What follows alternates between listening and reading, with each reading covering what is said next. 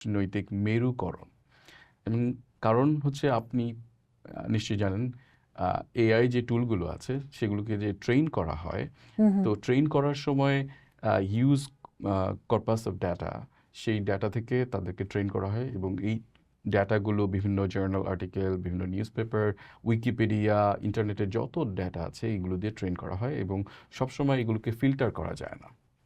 এবং এই যে ডাটাগুলো, সেই ডাটাগুলো অনেক ক্ষেত্রে বায়াস থাকে, বিভিন্ন ধরনের বায়াস থাকে। কিভাবে সে বায়াসড হবে, মানে প্রসেসটা কি আসলে? মানে সে তো আসলে একটা মেশিন, সো একটা মেশিন কি করে পলিটিক্যালি বায়াসড হবে? কারণ আপনি জানেন উইকিপিডিয়া এখন কোনো একটা রাজনৈতিক সংগঠন বা দল তাদের যে পলিটিক্যাল আইডিওলজি সেইটাকে অ্যালাইন করে তারা তাদের উইকিপিডিয়াটাকে ডেভেলপ করবে, অথবা তাদের যে ভ্লগ সেটাকে ডেভেলপ করবে, তাদের আর্টিকেল সেটা নিশ্চয়ই তাদের পলিটিক্যাল আইডিওলজির সাথে কনসিস্টেন্স হয়, এরকম করেই তারা পোস্টগুলো করবে। এটা ইন্টারনেট রিয়ালমে আছে।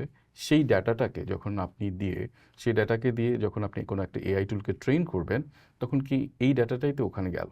তো ফর এক্সাম্পল কোনো একটা XYZ পলিটিক্যাল পার্টি, তার পলিটিক্যাল আইডিওলজি হচ্ছে তারা নারী বিদ্বেষী, অথবা কোনো একটা নির্দিষ্ট ধর্ম নিয়ে তাদের আপত্তি আছে ধর্ম পালনে, অথবা ইউরোপে অ্যান্টি ইমিগ্রেশন একটা সেন্টিমেন্ট কাজ করে।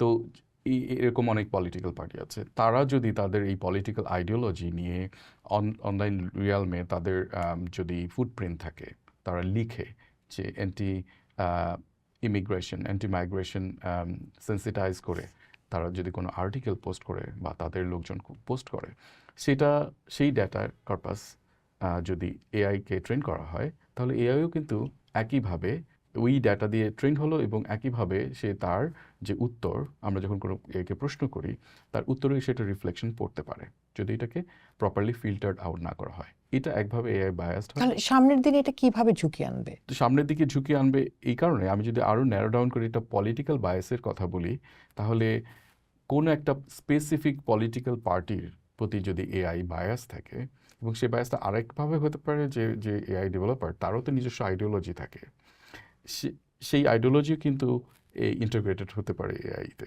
তো কোনো একটা নির্দিষ্ট পলিটিক্যাল পার্টির প্রতি সে লিনিয়েন্ট, সেই ডাটাটা যখন আমি অ্যাজ এ নিউ কনস্টিটিউয়েন্ট, নতুন একজন ভোটার হিসেবে, আমি যখন ফর এক্সাম্পল জেমিনাই বা চ্যাটজিপিটিকে জিজ্ঞেস করবো আমি XYZ পলিটিক্যাল পার্টি সম্পর্কে জানতে চাই এবং তাদের পলিটিক্যাল আইডিওলজি সম্পর্কে জানতে চাই, আমাকে জানাও, আমি অমুক পলিটিক্যাল পার্টি সম্পর্কে ও জানতে চাই, এরকম 3-4টা পলিটিক্যাল পার্টি সম্পর্কে একটা ভোটার, নিউ ভোটার জানতে চাইতেই পারে। কারণ এখন আপনি গবেষণা থেকে দেখবেন যে গুগলের চাইতে, আমি নিজের একটা পেপার আমি কাজ করেছিলাম যে ChatGPT as an information seeking tool over other information seeking tool like Google. So দেখা গেছে যে এটা ছিল 2023-24 মাঝামাঝি সময়। তো এই সময় দেখা গেছে যে আমার রেজাল্ট এসেছিল যে মানুষ ইনফরমেশন সিকিং টুল হিসেবে ব্যবহার করছে, 50% মানুষ ব্যবহার করছে গুগল এবং 50% মানুষ ইউজ করছে চ্যাটজিপিটি। যে কোনো একটা প্রশ্ন আমি গুগলে সার্চ করতাম আগে, এখন আমি চ্যাটজিপিটিকে করছি। তার মানে এই এআই টুল যদি আসলে বায়াসড হয়, দেন আসলে আমি তো আসলে বায়াস উত্তরটাই পাচ্ছি। সো আমার এই যে বড় শতাংশ এবার নতুন ভোটার, প্রায় বোধহয় সম্ভবত 20 লাখের মতো, সো এই ভোটার সংখ্যা আসলে বায়াসড ভোটার হওয়ার একটা রিস্ক থেকে যাচ্ছে। ডিরেক্টলি ওভাবে হয়তো বলা যায় না যে এত পার্সেন্ট ভোটার, রিস্কটা থাকছে, একটা রিস্ক থাকছে, একটা পটেনশিয়াল রিস্ক থেকেই যাচ্ছে এই বায়াসের কারণে। আর আরেকটা ব্যাপার থাকে যে এআই অ্যালগোরিদমের কারণে সোশ্যাল মিডিয়াগুলো একটা অনলাইন ইকো চেম্বার তো আগেই ছিল, যে আপনি যেই ধরনের ইনফরমেশন কনজিউম করছেন, যেই ধরনের কন্টেন্ট কনজিউম করছেন, আপনাকে সেই ধরনের কন্টেন্টই দেখাচ্ছে। ফর এক্সাম্পল, আমি যদি নিজে এনসিপি সম্পর্কে আমার আগ্রহ থাকে, এনসিপি নিয়ে আমি যদি ফেসবুকে বা অন্য কোনো সোশ্যাল মিডিয়া, ইনস্টাগ্রামে আমি যদি সার্চ করি, আমাকে দেখা যাবে পরবর্তী মুহূর্তে আমাকে এনসিপি রিলেটেড কন্টেন্ট আমাকে দেখাচ্ছে। তো আমার ইকোসিস্টেমটা তৈরি হচ্ছে এনসিপি কেন্দ্রিক, আমি অন্য তথ্য আমি দেখতে পাচ্ছি না। তো এআই আসার কারণে এইটা আরও খারাপের দিকে গিয়েছে।